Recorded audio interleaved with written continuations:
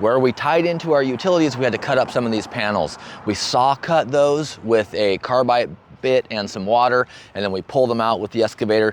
And now we had to recompact rock down to 4 inches for the sidewalks and 6 inches at the approach, and we're getting ready to back pour those. That's gonna open the sidewalk back up. We'll be able to end our sidewalk closure permit and carry on with our project.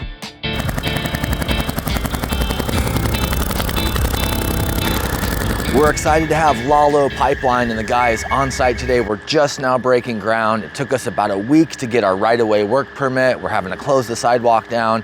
This is the really expensive, high-stress part of development when you have to tap into existing utilities either in the sidewalk or out in the street. This is what makes building so expensive. We're really lucky to have these guys here helping us out. Down here is our stub for our sewer line. We're about 4.5 feet below the level of the road.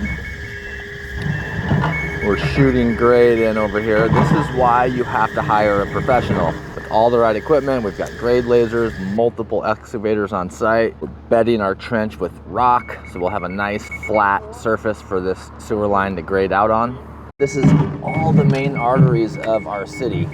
Cable, phone, fiber network, and our sewer line is right underneath it. We're gonna thread the needle and go right under this conduit line.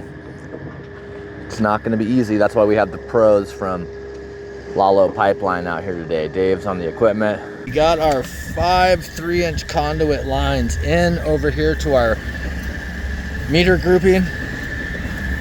36-inch trench up into the vault.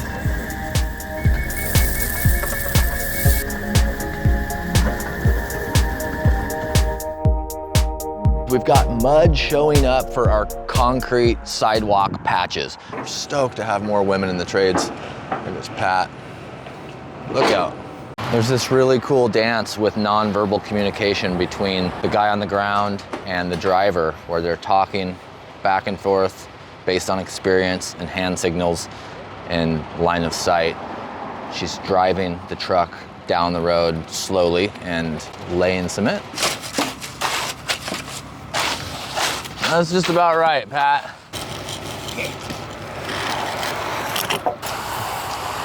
Nice and smooth. It's really easy to forget calm. It's one of the things that you don't have to have, so it's not a requirement on most permits. Don't forget to put in conduit for your cable or high-speed internet lines. Don't ask me how I know. We just got our trench inspection from the City of Ashland inspector, so we're gonna backfill our water line. When we're doing water lines, we have to know where our freeze line is, and in our jurisdiction, we have to be 12 inches below that. So here we have a 24-inch trench.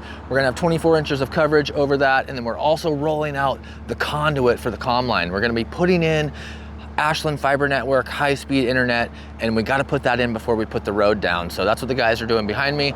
The city was nice enough to drop off a big roll of their conduit so we can put it in our open trench. So when everything's backfilled and these houses are built, they can come out and pull fiber network to each of our units. Just a few weird little technical things to consider on your infill development. Whenever we trench to a dead end, in other words, we've got water here that's stopping. We're not going to continue it until we cut the house pad and we take it into the building.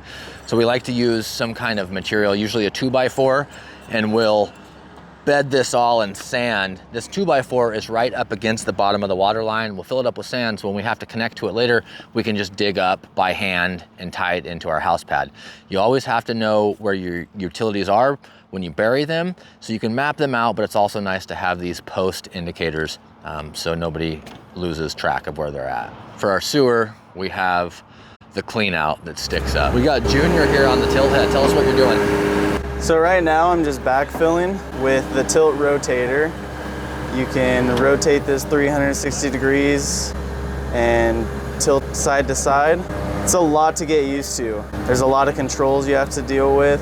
This is also one that has a little grappler on the back, so you can pick up logs, and I wouldn't say you could pick up any pipe because it's break it, but yeah. There's a lot you can do. This thing makes things a lot easier. Some of the untold stories of development is all the little stuff that you forget that slips through the cracks, that takes time and money. Right now I'm snapping out our lines, used a string line, and then we're painting over where our driveway is gonna go. One of the conditions we had on this project was the city required us to do a 20-foot wide fire access drive to access these back 2 lots. All teams go with Grabowski Paving right now. They're feeding the paver with the dump truck, and they've got their rails set up to our thickness. They're laying down 3 inches and passes of about 15 feet. They got to bring this stuff in when it's hot, and they have to work really quickly because it starts to set up. The city required us to have a 15-foot paved access that has 13.5 feet of vertical clearance and will hold 45,000 pounds. We're looking at like $6,000 to $8,000 just to do this little access strip that's 15 by 80. And then there's also a little parking area for the primary house.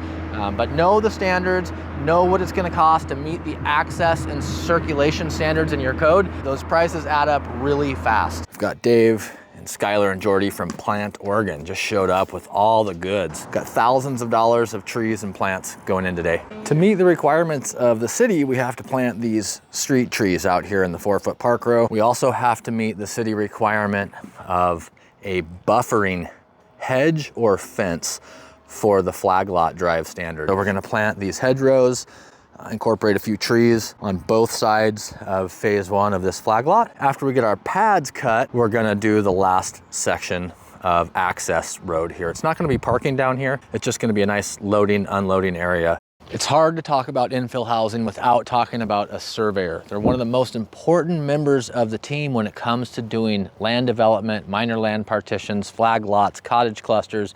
Anytime you're gonna take a legal lot of record and change it, either with creation of a new lot or even a simple lot line adjustment, you have to have a surveyor. In our area, a surveyor is gonna cost you anywhere from like $100 to $300 an hour, but they're one of the most important people on the team and one of the most valuable players for sure. Land use planner, contractor, surveyor. That's who you're gonna need if you wanna get any of these land developments done. Here we are wrapped up with phase 1 of this minor land partition. We've got our roadway in, we have our buffering done up front. So we've got cable chase, we have our 2-inch conduit for electrical, we have our water buried right beside that. So all the underground infrastructure, thousands and thousands and thousands of dollars that nobody will ever see, is in and buried. We had the surveyor come back out. Phil came out and marked all 4 corners of all 4 buildings. We've got these hubs in the ground for an elevation. That way we can meet the solar setback ordinance. Here in this city, you can only build so high, casting a shadow so far. And we also have this really interesting standard for protecting trees. It's called a tree protection plan. Any trees that we didn't get approval to remove, we have to fence in with 6-foot chain link fencing outside the drip edge. So the drip edge of the tree is the canopy. Anywhere where the branches extend, we need a vertical line straight down protection line with this fencing. So it costs us about $1,000 to rent this fencing for a few months to meet the standard. We had to protect 4 different trees. And so that adds up quick, but something to keep in mind, all these little unbudgeted expenses and development. If you're going into a new market where you don't know their standards or you've never done a development there, I would always add maybe 10 or 15% for little things like this. If you enjoyed this video, the best thank you you can give a YouTube creator is a like and a subscribe. Thanks for your time, folks.